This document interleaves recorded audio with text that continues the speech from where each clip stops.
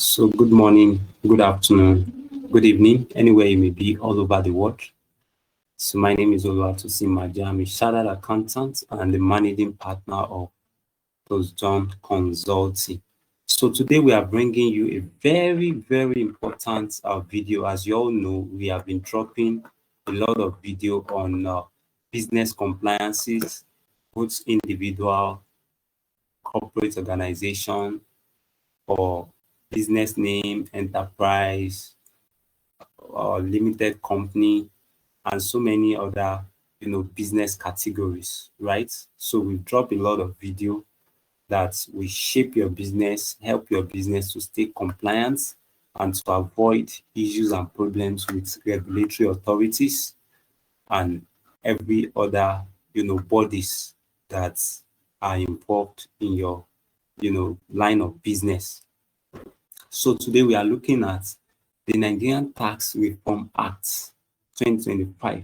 Remember, we brought you a video on the Tax Reform Act, giving you the understanding of each of those tax acts, from the NTA Nigerian Tax Act to the NTAA Nigerian Tax Administrative Act to the Joint Board Revenue Act and the Nigerian Revenue Service Act.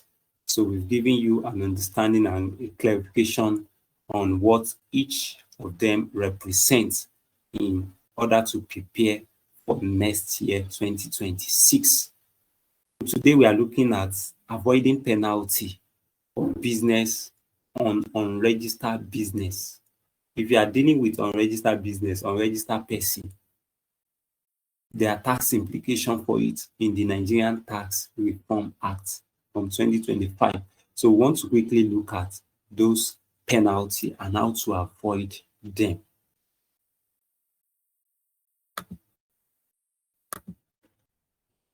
So now, as you can see, this is in section 100 subsection 2 of the Nigerian Tax Administrative Act, the NTAA. A statutory body or company who awards a contract to an unregistered person shall be liable to pay an administrative penalty of 5 million. That is huge. 5 million penalty if you are dealing with an unregistered person. And who are these unregistered person? To avoid falling into this trap, you must first understand who is an unregistered person. An unregistered person means any individual, business, or company carrying on business in Nigeria without being registered with the tax authority and without a valid tax identification numbers are termed as unregistered business. So if you are dealing with this set of people, there's penalty of 5 million for it, and this is huge. So even if this unregistered business we are talking about have CAC certificate, but has not registered for tax purpose, they are still considered as unregistered business, right? They are still, once they have not been registered for tax, they are still termed as unregistered business. So any company that awards a contract to a vendor not registered under the Nigerian tax law, meaning they have no valid tax identification number, like the thing, will face an automatic 5 million penalty.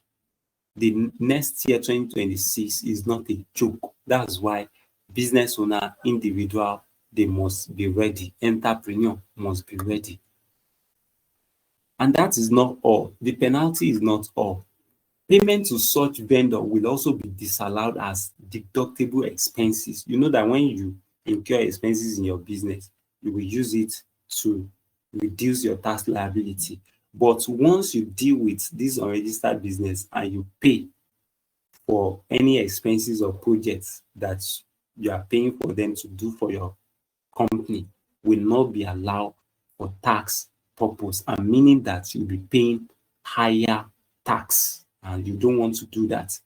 Any company that awards a contract to a vendor not registered under Nigerian tax law, meaning that they have no valid tax identification number, automatic 5 million. This is huge.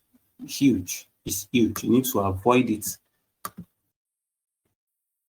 For example, a company pays 30 million to a contractor who is not tax registered. 30 million for business that the contractor needs to do for your company. Remember, you're supposed to use this 30 million to reduce your tax liability, but it will not be allowed for tax purpose. It will not be allowed because you are dealing with an unregistered person. So you need to verify all those that you are doing business. So what must company do to avoid these issues, this problem? One, you must verify team before engagement. Verify team with whoever you are dealing with, contractor, vendors, supplier. Verify their team. There's a way it can be verified. If you choose us as your tax consultant, as your external auditor, we will do all of these things for you. Just face your billing. We help you to do all of this. The another thing, update vendors onboarding forms to include CAC and FIRS registration details.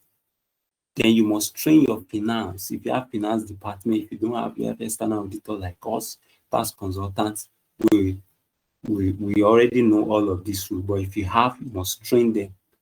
Then another thing, you must engage a qualified tax consultant